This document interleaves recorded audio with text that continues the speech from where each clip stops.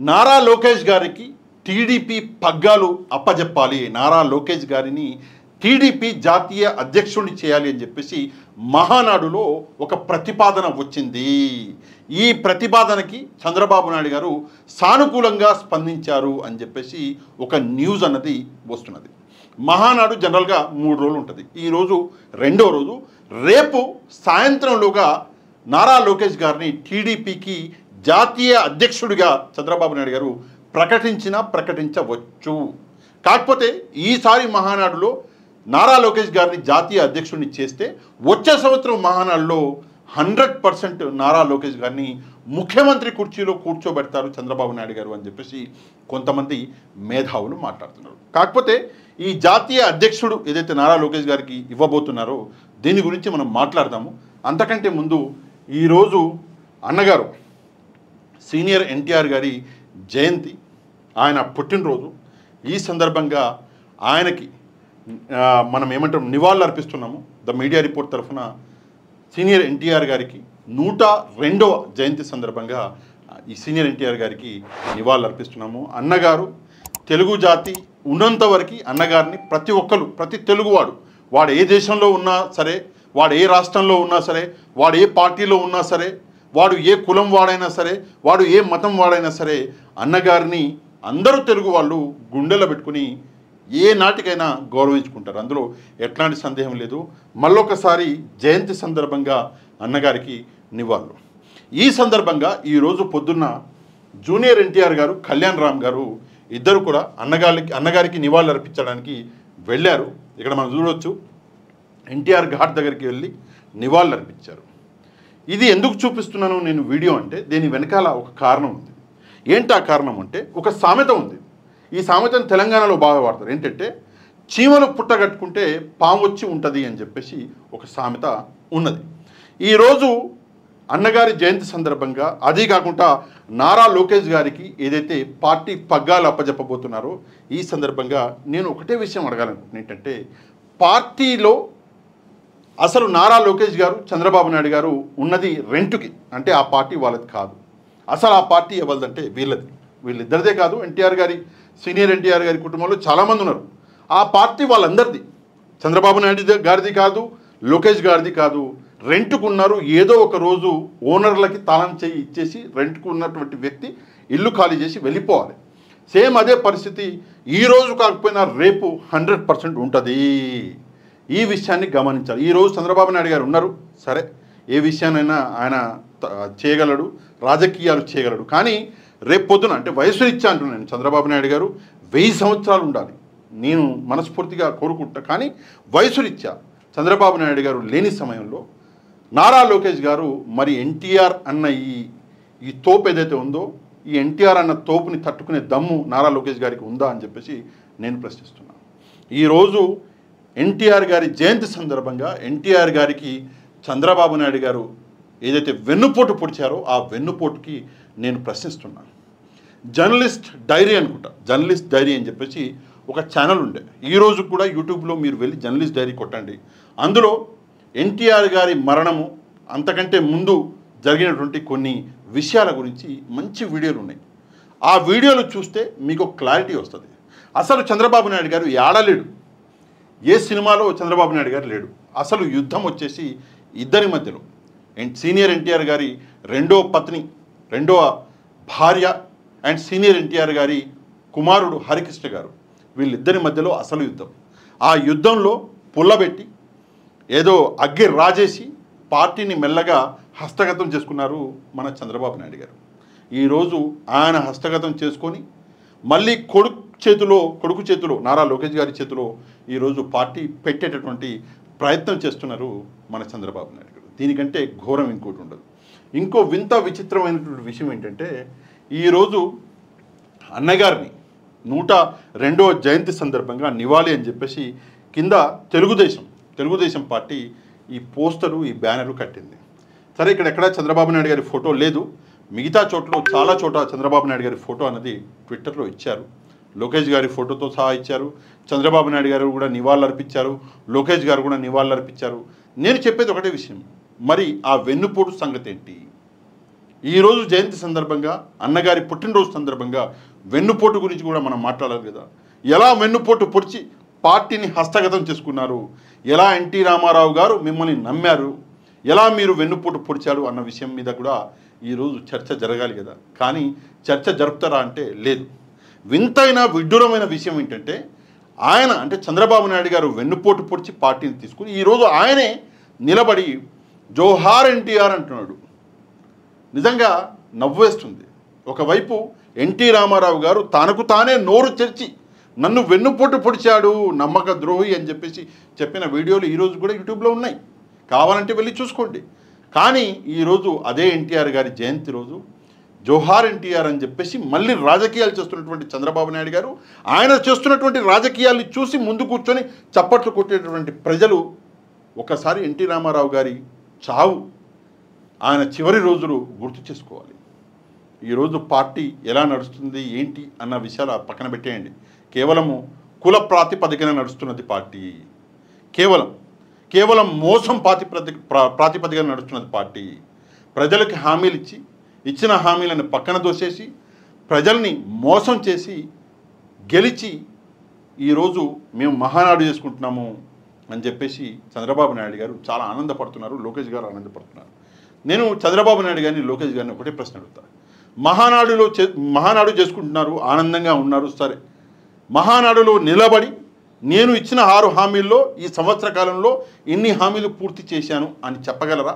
చేస్తాను అని మీరు సంవత్సరం నుంచి చెప్తానే ఉన్నారు, ప్రతి నెల వచ్చే నెల చెప్తానే ఉన్నారు. కానీ చేసినవి చెప్పగలరా? ఎందుకంటే ఒక్కటి కూడా మీరు చేయలేదు. ఈ సంవత్సర కాలంలో ఆంధ్రప్రదేశ్ ప్రజల్ని కేవలం మీరు మోసం చేశారు. ఈ సంవత్సర కాలంలో ఆంధ్రప్రదేశ్ ప్రజలకి రావాల్సినటువంటి సంక్షేమ పథకాలని ఏదైతే జగన్మోహన్ రెడ్డి గారు ఇచ్చారో ఆ సంక్షేమ పథకాలని రాకుండా మీరు ఆపి జగన్మోహన్ రెడ్డి గారు ఇచ్చినటువంటి సంక్షేమ పథకాలు రాకుండా చేశారు. ఇటు మీరు ఇస్తానన్న సంక్షేమ పథకాలు కూడా ఇవ్వకుండా ఈరోజు ప్రజల్ని నట్టేట ముంచేశారు. ఈ మాట మహానాడులో నిలబడి ఒప్పుకునే దమ్ముందా? ఈ విషయానికి చంద్రబాబు నాయుడు గారు సమాధానం చెప్పాలి. ఇంకా మహానాడులో చాలామంది నాయకులు మాట్లాడారు. చాలామంది ఇక్కడ చూడండి, ట్విట్టర్ హ్యాండిల్ ఇది టీడీపీది. చాలామంది నాయకులు మాట్లాడుతున్నారు. లోకేష్ గారు ఉన్నారు, ఒక చూడండి, ఇగో మిగతా నాయకులు అందరూ మాట్లాడుతున్నారు. ఎక్కడ అది చూడండి, ఫోటోలు, కార్యకర్తలు ఫోటోలు, మాట్లాడుతున్నటువంటి నాయకులు.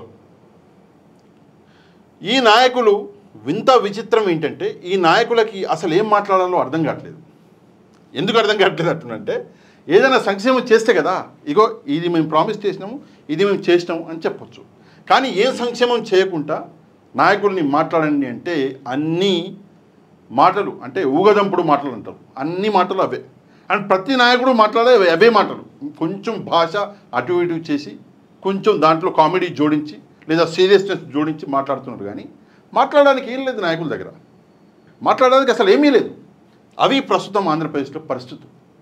ఇంతకంటే దీనమైన పరిస్థితులు ఎక్కడా చూస్తుండరు, ఏ మహానాడులో చూస్తుండరు. ఈరోజు చాలామంది ఈ మహానాడుని పొగుడుతున్నారు. ముఖ్యంగా పవన్ కళ్యాణ్ గారు ఆయన ఒక ట్వీట్ చేసిండు పొగడానికి. నేను పవన్ కళ్యాణ్ గారిని అదే ప్రశ్న అడుగుతున్నా, దేనికి పొగుడుతున్నారండి? మీరు సాధించింది ఏంటి ఈ సంవత్సర కాలంలో చెప్పండి. 117 పూర్తి చేసేసినామేమో అన్నాడు లోకేష్ గారు. 117 సంస్కరణలో ఏదో ప్రామిస్లో పూర్తి చేసేసినామని చెప్పేసి ఒక వీడియో ఉంది. 117 ఏడ పూర్తి చేశారు? ఇచ్చిన 6 హామీలలో ఒకటి చేయలేకపోయారు. 117 చేసేసినామంటే ఎట్లా? ప్రజల్ని మభ్యపెట్టాలి అని చెప్పేసి ఆలోచన. ఏదో మనకి పనికొచ్చే ఛానళ్ళు ఉన్నాయి, మనకి డబ్బా కొట్టే ఛానళ్ళు ఉన్నాయి, న్యూస్ పేపర్లు ఉన్నాయి, మీడియా న్యూస్ ఛానళ్ళు ఉన్నాయని చెప్పేసి మనం ఏం మాట్లాడినా వాళ్ళు ఏది పడితే అది రాసుకుంటారని చెప్పేసి మనం ఇష్టారీతిన మాట్లాడి ప్రజల్ని మోసం చేయాలనుకుంటే నిజంగా ప్రజలు కూడా ఈ విషయాన్ని గుర్తుపెట్టుకుంటారు. సింపుల్గా మహానాడుకి నేను అడిగేటటువంటి ప్రశ్న ఒకటే, ఈ సంవత్సర కాలంలో ప్రజల జేబులో ఎంత సంక్షేమం అందింది? నాకు అది ఒకటి చెప్పండి. అందిందా అందులో ఎంత అందింది? ఆ ఒక్క విషయం మీరు చెప్తే నేను ధన్యమవుతా, నా జన్మ ధన్యమైపోద్ది. ఏమీ అందలేదు, సున్నా సంవత్సరంలో ప్రజలకి సంక్షేమం అందింది 0. కానీ ఈరోజు కూడా అరచేతిలో స్వర్గం అంటారు కదా, అది చూపిస్తున్నారు చంద్రబాబు నాయుడు గారు. అదేదో అంటారు ఇదేదో అంటారు, సరే ఐటీ అని అదని ఏఐ అని జీనామ్ వ్యాలీ అని ఇంకేదో అని చెప్తూనే ఉంటారు. కానీ ఇవన్నీ ప్రజలకు పనికొస్తాయా? ఒకసారి చంద్రబాబు నాయుడు గారు ఆలోచించాలి. సరే, కడపలో ఒకవైపు మహానాడు జరుగుతూనే ఉంది, ఇంకోవైపు ఒక వింత విషయం జరిగింది. ఏందా వింత విషయం అంటే, ఇక్కడ చూడండి, అగో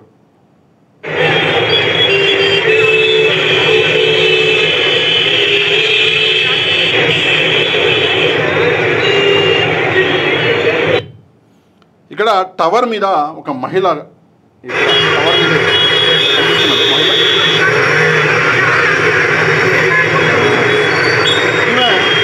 ఈ మహిళ టీడీపీకి సంబంధించినటువంటి కార్యకర్త. ఈమె టవర్ ఎక్కింది అదే కడపలో. ఒకవైపు మహానాడు జరుగుతుంటే ఇంకోవైపు కడపలో టవర్ ఎక్కింది. ఎందుకు ఎక్కిందంటే, పార్టీలో ఎమ్మెల్యే మాధవి రెడ్డి తనకి ప్రాధాన్యత ఇవ్వట్లేదు, నేను పార్టీ కోసం కష్టపడుతున్నాను కానీ ప్రాధాన్యత అనేది నాకు దక్కట్లేదు, మాధవి రెడ్డి గారు ఇవ్వట్లేదు అని చెప్పేసి ఇక్కడ మన మహిళ టవర్ ఎక్కడం జరిగింది. దీనికంటే ఘోరం ఇంకోటి ఉంటుందా? ఒకవైపు మహిళల గురించి మాట్లాడే